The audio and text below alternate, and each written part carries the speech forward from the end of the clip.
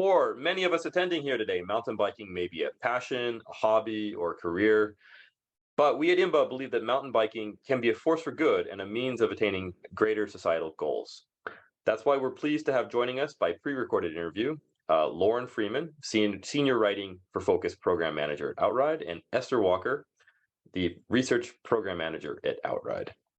Outride works to improve the lives of young people through cycling and have a vision of a world where billions of people use cycling to improve social, emotional, and cognitive health. Esther, could you give us some background on Outride and its mission? Yes, thank you, Hans. As you mentioned, we at Outride are, really passionate about the power of cycling to transform lives, and specifically are really focused on empowering all people to experience those social, emotional, and cognitive benefits through cycling. And our story really began, just over 10 years ago, when our founder, Mike Sinyard, who actually has ADHD, noticed he felt more focused and engaged after going for a bike ride. And so he wondered if there was any scientific evidence to back that feeling up, and if so, whether that feeling could be introduced to students around the country to really elicit a lot of those benefits that he feels during the day, and whether that could be transmitted also to students during the school day. And so Specialized early on commissioned a study to really understand the impacts of a regular riding program on student academic and emotional and cognitive outcomes. And what they actually found is, after kind of a consistent 6-week program of riding, students who participated in that biking program felt more attentive, more focused, had reported better peer relationships, and really just saw better academic outcomes and also kind of physical health outcomes as well. And that really started the basis for our school-based cycling education program called Riding for Focus, which is now in over 250 schools across the US and Canada, where we're really focused on introducing students to cycling. So schools that get that grant receive a fleet of hardtail mountain bikes, helmets, teacher training, curriculum, really to increase access to cycling across the country and provide students with that first hint of cycling, and really hopefully build that into a lifelong love of the sport. And since then, we've also expanded our research program, really understanding the benefits of cycling on our social, emotional, and cognitive well-being. And then we also saw a gap there between when you introduce students to ride during the school day, they learn how to ride, but now you have the question of, well, what do they do next? If there's no safe place to ride, if there's no after-school programming for the youth, how do you continue to, foster that love of cycling? And so we also started our Outride Fund, which is a community grant program to really help those grassroots organizations. Maybe it's helping to build a local trail or a bike park close to the school, so students do have access to places to ride. And since then, we've really kind of grown our support for youth cycling across not only the US and and as well as Canada, and also sharing our research across the world. Wow, that sounds like you've got some really great programs going on there. Lauren, are there any kind of unexpected challenges you had with the Riding for Focus program in the first years with the organization? Yeah, thanks, Hans, and hi, everybody. Awesome to be here and share with you more about Riding for Focus. In terms of challenges, we've seen plenty, but primarily COVID was a huge challenge, as we all know. Schools shut down, folks didn't implement, but since then, we've seen an uptick on implementation, and so we have overcome a lot of challenges in terms of just the back to school that's been happening. But overall, challenges kind of include communicating with teachers, as Esther was talking about. Riding for Focus is our middle school PE-based program. So we do plan for teachers to implement during the school day if possible, but if not, after school. Here in the States, PE is being defunded in terms of, time, energy, staff across the nation. So in a country where we're seeing a lot of sedentary behaviors, we're also, for students, during school, we're encouraging teachers to implement after school. So communicating with teachers is a lot, in terms of their burden and capacity. So I try really hard to get them while I can, communicate very directly, very quickly. Teachers are swamped, and so I really prioritize their time and catch them when I can, which is like a huge challenge. But once you get the the excitement of the champion, who we call our teachers champions, they run with the program. It's a passion project and a labor of love, and they're really, like we say, the champions of our program. And they're also, changing the lives of youth through cycling on campus. And so, lack of capacity, teacher turnover here in the States. We see a lot of teachers maybe get a different job, they move, they get promoted. So that's been kind of an issue. And then lastly, talking about youth and riding, a lot of youth don't know how to ride bikes. And I think that over time is always surprising for our teachers to realize, Esther is obviously collecting the data and realizing that youth don't know how to ride bikes as assumed. And so that's usually a very big surprise to our teachers. And then they struggle with managing the differences of ability all at the same time, because as we are all cyclists, imagine 30 youth on bikes on on a blacktop outside with one teacher, and that's a lot, right? So as Esther was mentioning, we do support our teachers with a training to support them and equip them with tips and tricks so that they may feel confident and competent to change the lives of youth through cycling. And so that's really exciting. Great. So supporting the champions and the teachers is really key, I guess. Absolutely. Yeah. And not just a short one, but a very long training. It's not like a 2-hour training. It's an all-day experience. Yeah. Excellent. Esther, Lauren touched on it, but could you tell us a little bit more about the research aspect of your work and some of the results that you've been seeing from places where the program has been implemented? Yeah, definitely. So research has really always been at the core of what we do at Outride. And so, we really kind of approach research kind of from two main avenues. And on the one hand, we have our academic partners where, we've supported research to really understand the impacts of cycling on the brain and kind of, mental health outcomes as well. So really they're looking at, what is happening in the brain, during a bike ride. And so our partners at Stanford have really started to look at kind of what shifts are happening and what is leading to those changes in attention and focus that lead to those students to be better prepared and more attentive during the school day. And then more on the applied side, we work with our school partners across the country to really understand kind of the impacts of the program. And as Lauren touched on, I think the first key point there is we can't assume that all students know how to ride. I think more and more you see kind of data coming out of countries about the reduction in the number of youth cycling these days.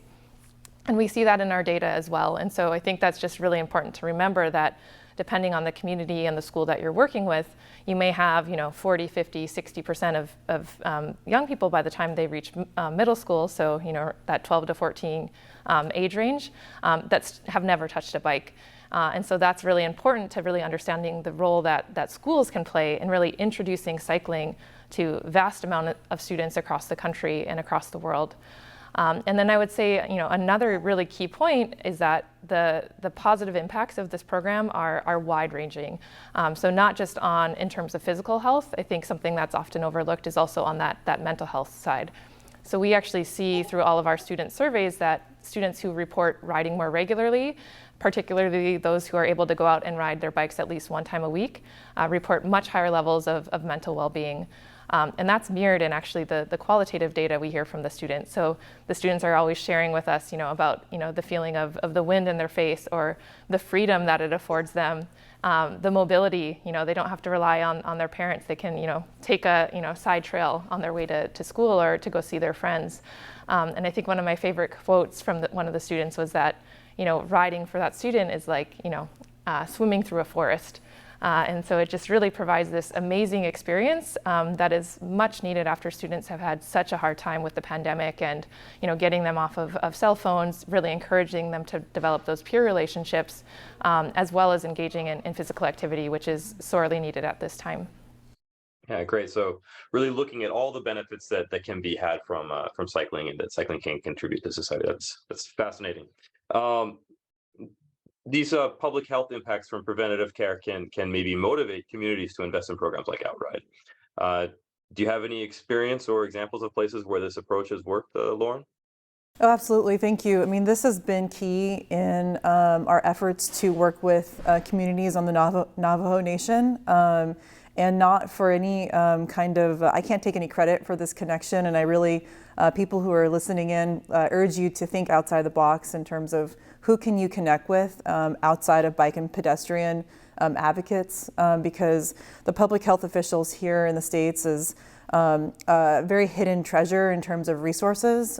Folks who work on or within the public health, for example, we have a partner on the Navajo Nation, and she caught wind of programming and really spearheaded conversations that I never would have been able to have, not only because I'm an outsider from California, but in just navigating the system itself, federal system with the Navajo Nation, the Navajo Area Health, and all these intricate paperwork and processes, rules and regulations that I really couldn't have never have figured out myself. And so we really urge you all to think outside and connect, because hopefully there is someone who has the capacity and the interest to push something forward that in public health, riding bikes is definitely not only for your physical, mental, social well-being, but a niche sport that historically folks in the Navajo Nation, our low-income